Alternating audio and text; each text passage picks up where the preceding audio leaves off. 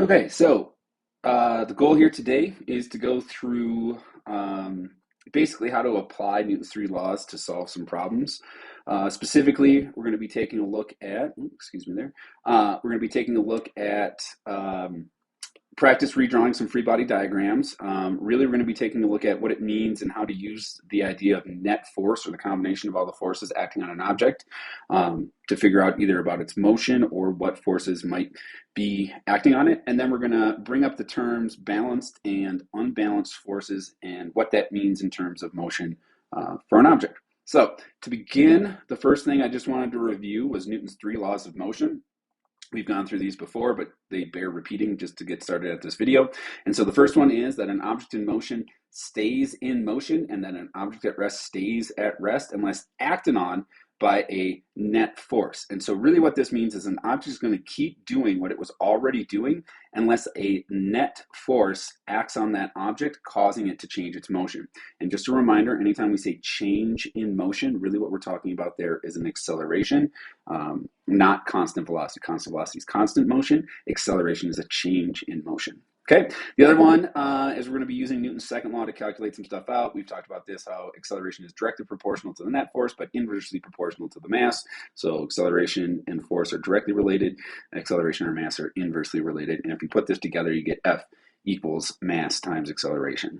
Okay, and then the last one that's going to be come up, I don't know how much it's going to be in this video, but the idea that forces always come in pairs. And so there is, for every action force, there's an equal and opposite reaction force. Now, the big thing to remember with Newton's third law is that the action force and reaction force act on different objects. So while the forces come in pairs, they act on different objects. And like I said, I don't think that one's going to be as pertinent to today's discussion with these. So let's go into the first problem I wanted to take a look at, the first scenario, and see if we can apply these concepts to figure it out. Okay, so here's the scenario. I want to figure out that, or imagine that you are in an elevator. So maybe the elevator we have at school, and right now the elevator is at rest. And what I want to do is figure out what force is the elevator floor pushing up on your feet. Okay, so what force is the elevator pushing up on your feet with? That's the scenario. So first thing we need to do is realize that what's going on here. So first thing I would do is this object, you in this case, you have mass, which means there is a force of gravity acting on your body. And so we know that gravity is going to be taking you and pulling you down. Now, if I draw all the arrows over there in the little elevator, it's going to get confusing. So I think it's better if we start to draw a free body diagram. So what we do is we know that gravity is pulling you down. Okay, and we know that to calculate the force of gravity, it's equal to an object's mass multiplied by the acceleration due to gravity. So in this case, the force of gravity acting on you, I put in an average mass for an adult human is around 65 kilograms. You might be more, you might be less. I know I'm definitely more than 65 kilograms. But anyway, this is the average mass of an adult human on planet Earth. And then we just multiply that by the acceleration due to gravity, which is 9.8 meters per second per second. So I'll bring up my calculator here if I can. There we go. Bring it over here to the side. And then we will just calculate that through. Bring this back down. So what is it? 65 times 9.8 is 637. So let's remember that number. And we are going to write that down now for the force of gravity. Now, the thing that's important to remember is which way is gravity acting? It's acting in the downward direction. So I'm going to make this 637 a negative number. And that makes sense for gravity because gravity is acting down. All right, so here we go. That was just figuring out what the force of gravity was acting on you. Now what we want to do is figure out, okay, if gravity's pulling you down, why are you not falling down? Well, it's because the elevator floor is pushing up on you in the other direction. So we need to draw that free body diagram over here. But the question is, how big is that force going to be? Is it the same size as gravity, different size of gravity? We're not sure at this point. We need to take a look at the information that was given to us. So if we take a look right here, here's the key information. It says the elevator is at rest. And by extension, what that means is you are also at rest. So in order to figure out what the force of the elevator is pushing up on you, we got to figure out what is the net force acting on your body. Now, like I said, the key idea here is that the elevator is at rest. And so what that means is the acceleration of you and the elevator is 0 meters per second. Now, what this means is the net force then is also going to be 0, because the way to calculate net force is you take the object's mass and you multiply it by the acceleration it's experiencing, and you can see there it doesn't matter what the mass is. In this case, because acceleration is 0, the net force is also going to be 0. So in this case, the net force has to add up to being 0 newtons, so no net force whatsoever.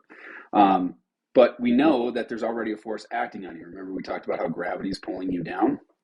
So we know there has to be a force, and what's there to cancel it out or balance it out? Well, that is the floor pushing up on you. You probably can see where we're going. In order for these two forces to cancel out, this would be the force normal in this case.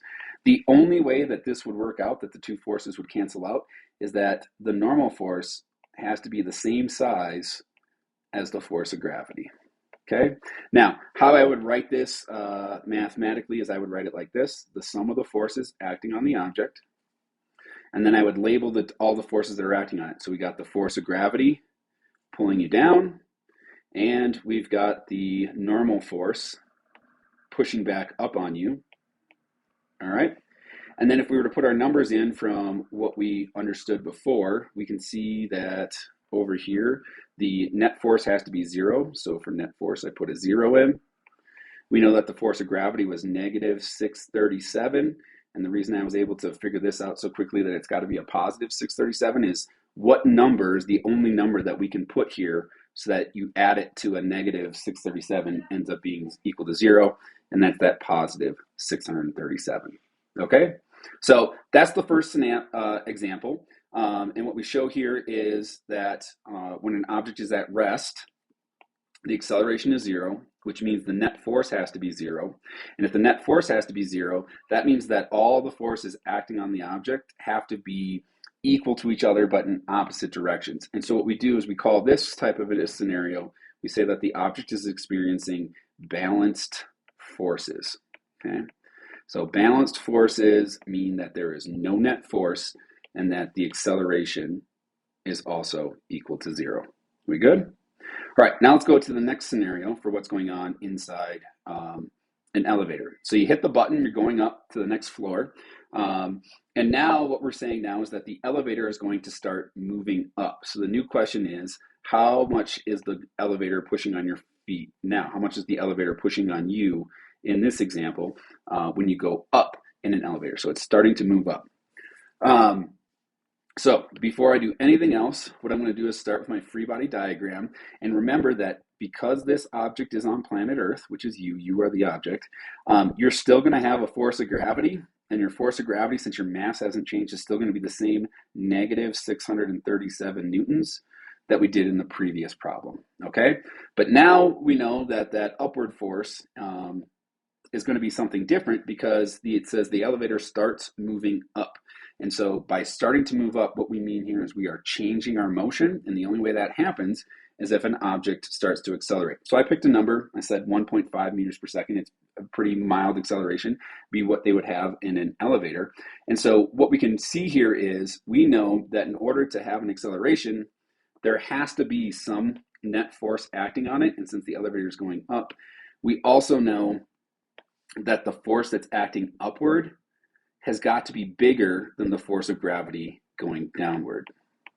All right, so the normal force is going to have to be bigger than that. And what that means is the net force that's acting on the object is going to have to be in the upward direction of some sort. Okay, so how do we figure out what the force of the floor is or what the net force is? We actually start by looking over here and using the acceleration that you and the elevator end up experiencing. So if the elevator is accelerating up at 1.5, that means you also are accelerating up at 1.5. And the only way that would work would be if you were experiencing a net force to cause this to happen. So we do what we did before, or what I said before, and we say that net force is equal to mass times acceleration. And so we just plug the numbers in where they belong. Your mass is 65. Get your calculator out. You probably beat me to it. Multiplied by the acceleration of 1.5. Let me pull my calculator up again. I'll just put it over the screen this time. So 65 times 1.5 is 97.5 newtons. So if I write that down here, it's 97.5 newtons. Now, this isn't the force that the floor is pushing with.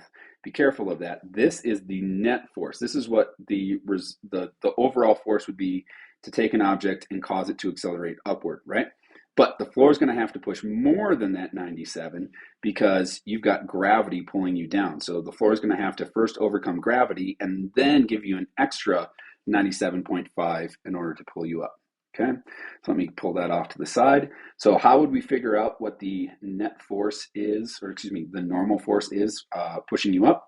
We do the same thing we did before. We know that the net force needs to be 97.5.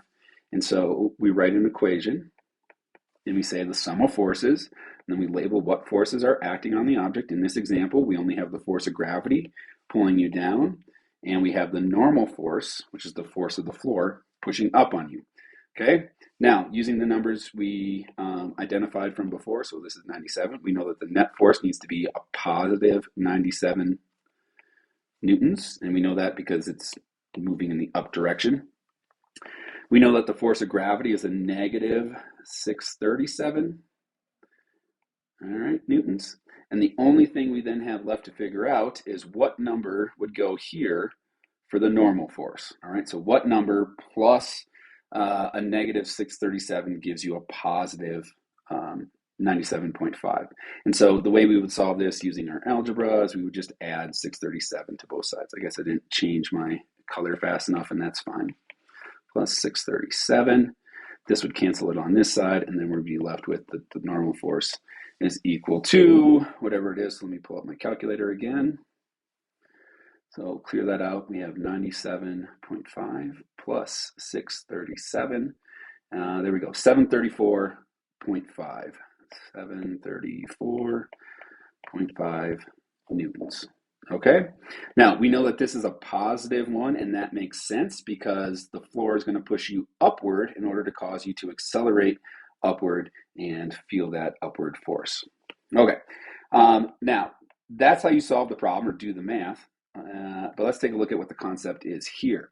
In this case, in this problem, what we had is we ended up having a net force. And the only way you can have a net force is if the two forces aren't the same size. One of the forces, in this case it was our normal force, needs to be bigger than the other force acting on the object. So in this case, it had to be bigger than the force of gravity. It had to overcome gravity to lift you up.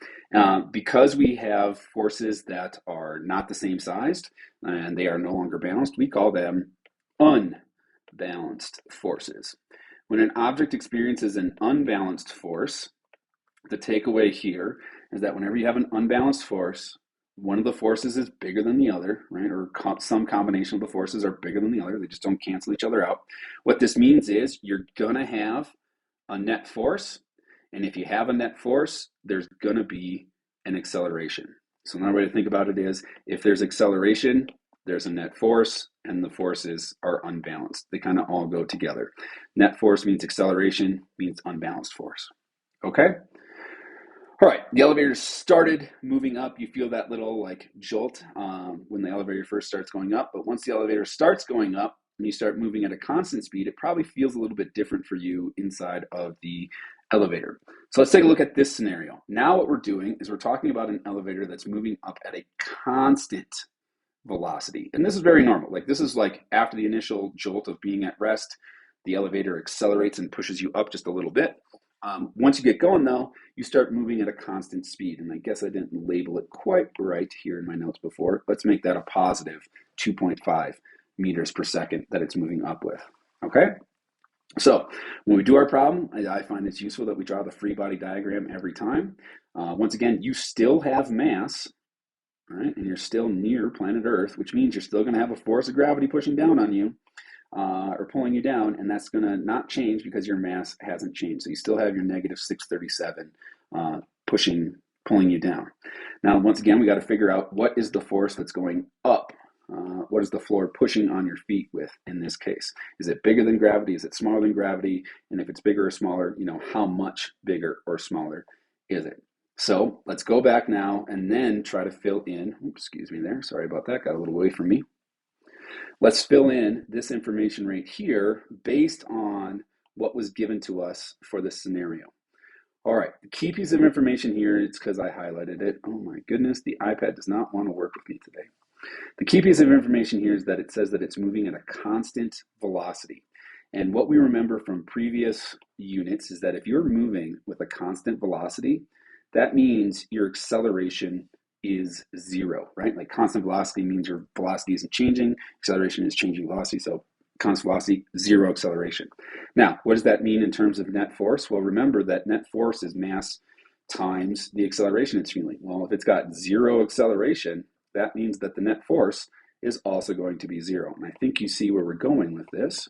If the net force is zero, we did this once before, that means that no matter what you do, when you sum all the forces together, which in our case is the force of gravity and the normal force from the floor, that they have to add up to be equal to zero. Well, and the only way that works is if gravity is pulling you down at 637, all right, that means the floor has to be pushing up with the exact same amount of a positive 637.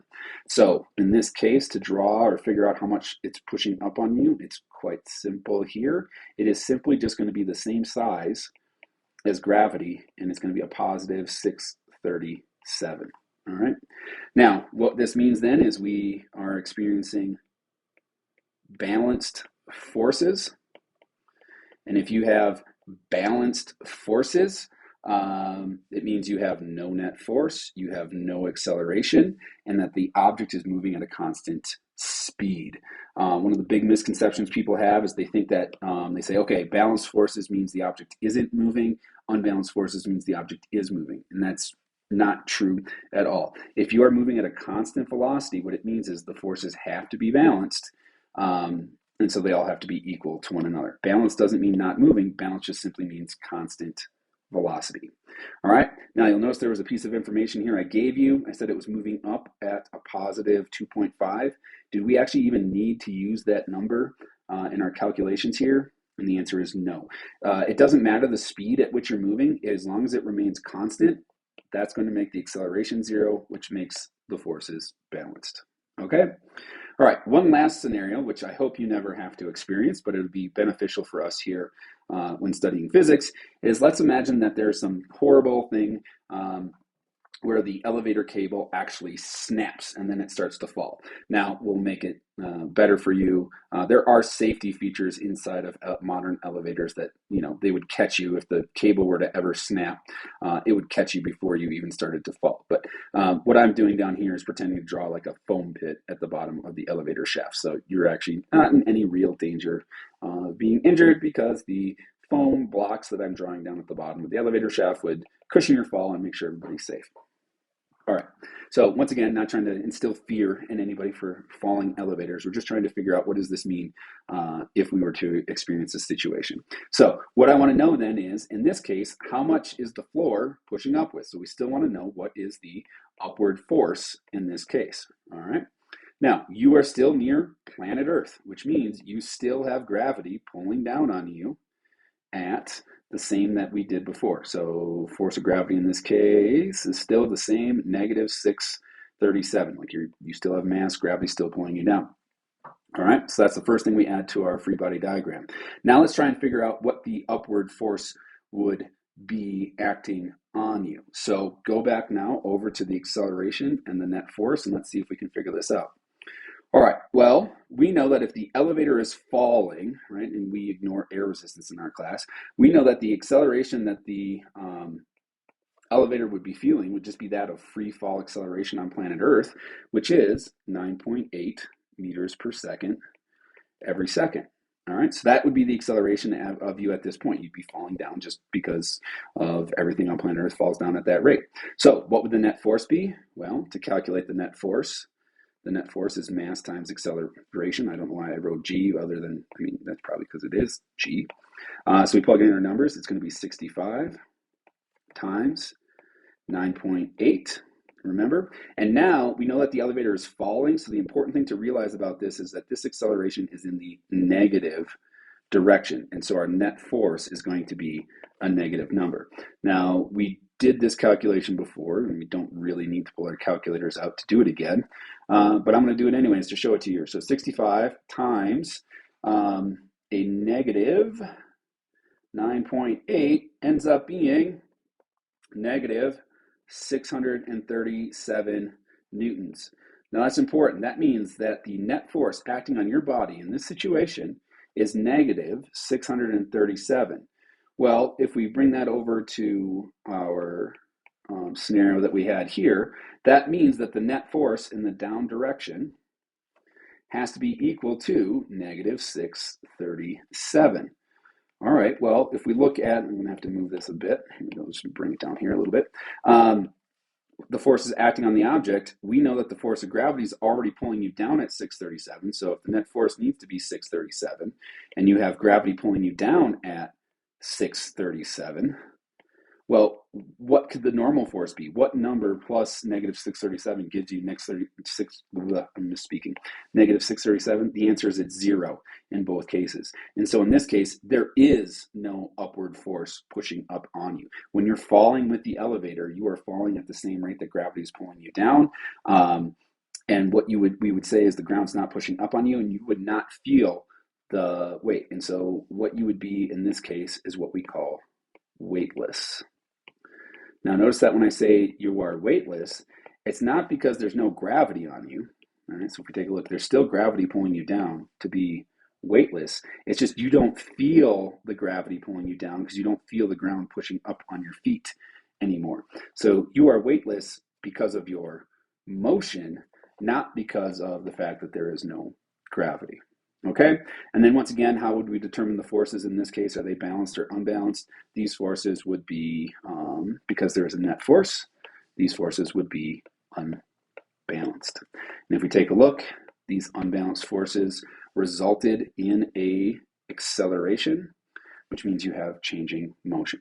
So the takeaway here today is if ever you have unbalanced forces, that means you're going to have a net force. And if you have a net force, that only happens if you have an acceleration. When you have balanced forces, that means that the net force is equal to 0. All right. You can be moving or not moving, but if the balanced forces are equal to 0, it just means the acceleration is equal to 0. All right. We go back to this one. There was an unbalanced force. What do we see here? There is a net force acting on the object, and it had an acceleration. And in our first example, we are not changing our motion. We have no acceleration, meaning there is no net force. And so we say the forces are balanced. All right, I hope that helped a little bit, showing you some ways to do different problems and gave you a definition for the difference between balanced and unbalanced forces. If you have any questions, reach out to me through email. Otherwise, I'll see you when I see you.